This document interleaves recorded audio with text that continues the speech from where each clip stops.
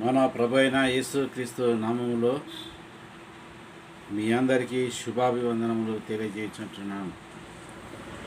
ప్రభు అయిన యేసుక్రీస్తు వారు సర్వలోక మానవుల యొక్క రక్తమును మానవుల కొరకు రక్తం కార్చి మానవుల పాపములను క్షమించడానికి యేసుక్రీస్తు వారి లోకానికి వచ్చాడు.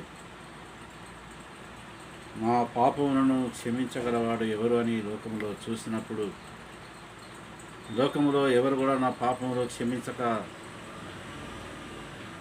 నన్ను అనేక విధములుగా శోధించినప్పుడు యేసుక్రీస్తు వారు నా కొరకై లోకానికి వచ్చి రక్తం కార్చి చనిపోయి మూడో దినాన తిరిగి లేచాడని గ్రహించి, అయితే పాపము అనగా ఏమిటి అని ఆలోచన చేసినప్పుడు ఆజ్ఞ అతిక్రమమే పాపమని గ్రహించి, దేవుని ఆజ్ఞను మనం తిరస్కరించడము, దేవుని ఆజ్ఞను మనము త్రోసిపుచ్చడము అదే పాపమని గ్రహించి యేసుక్రీస్తును నా సొంత రక్షకుడిగా అంగీకరించడానికి, యేసుక్రీస్తు నా పాపములను క్షమిస్తాడని గ్రహించి ఆయనను నమ్మడం జరిగింది.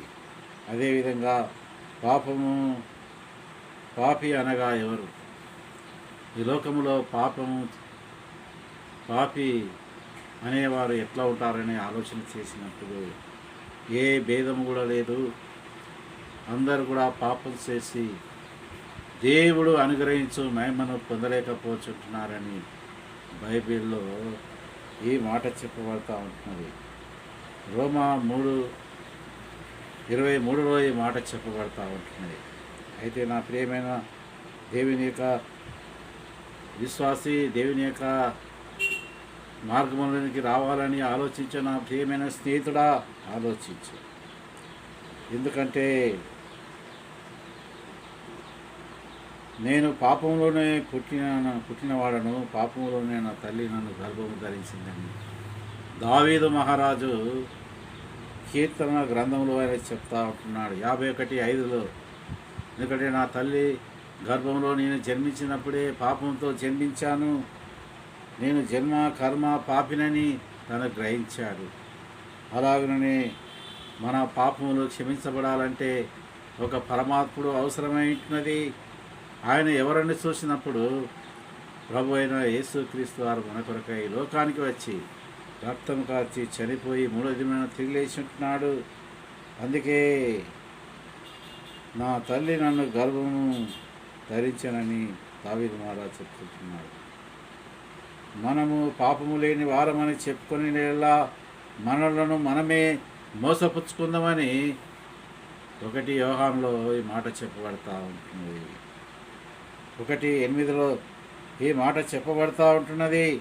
1 యోహాను 1:8 ఈ మాట చెప్పబడతా ఉంటున్నది.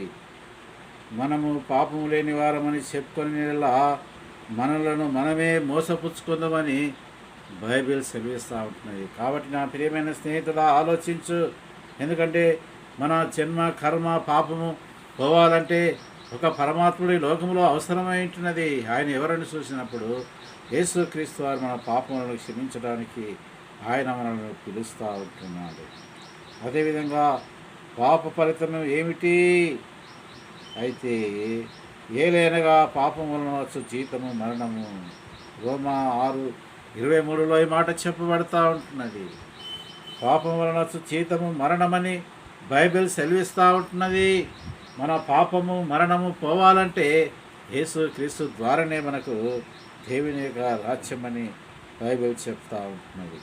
దురాశ గర్భం ధరించి పాపమును కనగా పాపము పరిపక్వమై మరణం కనని దేవుని యొక్క వాక్యము సెలవిస్తూ ఉంటున్నది.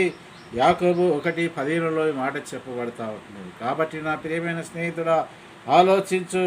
ఎందుకంటే ఎవరి పేరైనను జీవగ్రంథమందు వ్రాయబడినట్టు కనబడనీలా వాడు అగ్ని గంధకములో పడవేయబడునని బైబిల్ సెలవిస్తూ ఉంటున్నది. కాబట్టి నా ప్రియమైన స్నేహితుడా, ఎవరి పేరైనను జీవగ్రంథమందు వ్రాయబడినట్టు కనబడనీలా వాడు అగ్ని గంధకములతో మండు గుండములో పాలు పొందునని దేవుని యొక్క వాక్యము సెలవిస్తూ ఉంటున్నది. ఇది ప్రకటనల 20:12లో ఈ మాట చెప్పబడతా ఉంటున్నది. అయితే నా ప్రియమైన స్నేహితుడా, ఆలోచించు. ఎందుకంటే దేవుడు మానవుని ఎంతో ప్రేమిస్తూ ఉంటున్నాడు.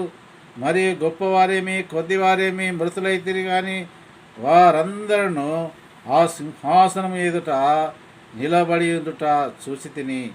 అప్పుడు గ్రంథమును విప్పబడెను, మరియు జీవగ్రంథము వేరొక గ్రంథమును విప్పబడినని చెప్పబడతా ఉంటున్నది. అయితే మన కొరకు ఈ లోకములో మన కొరకు ఆ యొక్క రాజ్యంలో 2 గ్రంథాలు ఉంటున్నాయి. నీ జీవితంలో నువ్వు చేసిన క్రియలను బట్టి ఒక గ్రంథము, నువ్వు దేవుని అనుసరించి దేవుని ప్రకారం జీవించినందుకు ఇంకో గ్రంథము. ఇవి 2 గ్రంథములు అక్కడ విప్పబడ్డ చూశానని ఇక్కడ ప్రకటన గ్రంథంలో చెప్పబడతా ఉంటుంది. నా ప్రియమైన స్నేహితుడా, ఆలోచించుము.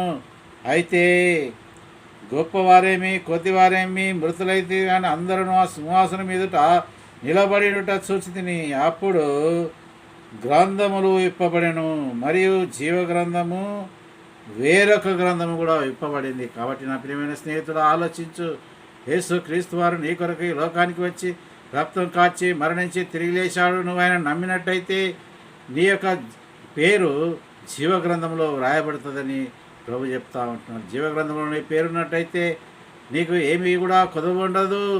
నువ్వు దేవుని రాజ్యంలో స్వతంత్రంగా వెళ్ళవచ్చు, నువ్వు దేవునితో సావాసం చేయవచ్చు, నువ్వు దేవునితో జీవించవచ్చు అని బైబిల్ సెలవిస్తూ ఉంటుంది. కాబట్టి నా ప్రియమైన స్నేహితుడా, ఎవరి పేరైనను జీవగ్రంథమందు వ్రాయబడినట్టు కనబడనేలా వాడు అగ్నిగంధములో పడవేయబడని దేవుని యొక్క వాక్యము సెలవిస్తూ ఉంటున్నది.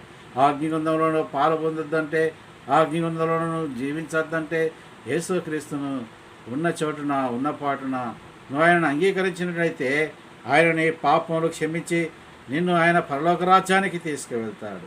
కాబట్టి నా ప్రియమైన స్నేహితుడు ఆలోచించు.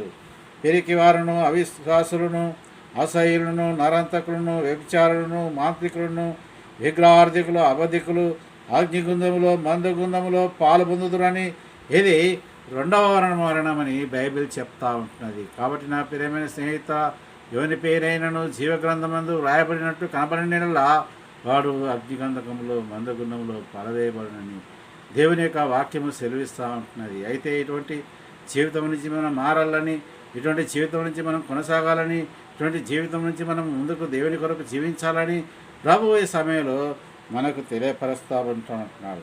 ఇది ప్రకటన 21:8 మాట చెప్పబడతా ఉంటున్నది. కాబట్టి నా ప్రియమైన స్నేహితుడా, ఒక మానవుని యొక్క జీవితంలో పాపము క్షమించబడాలంటే, మానవుని యొక్క జీవితంలో ఒక మోసము నుంచి తప్పించబడాలంటే ఆయన ప్రభు అయిన యేసుక్రీస్తును అంగీకరించాలి. అయితే ఇక్కడ ఒక దాసుడు చెప్తా ఉంటున్నాడు, నా పాపములు క్షమించగలవారు ఎవరు అని ఇక్కడ ఒక దాసుడు చెప్తా ఉంటున్నాడు. అయితే ఆ దాసుని యొక్క మాటను బట్టి మనం ఆలోచన చేసినప్పుడు అహంభావులను, జారత్వమును, దురాలోచనలను, లోభములను, అయితే చెడుతనములను,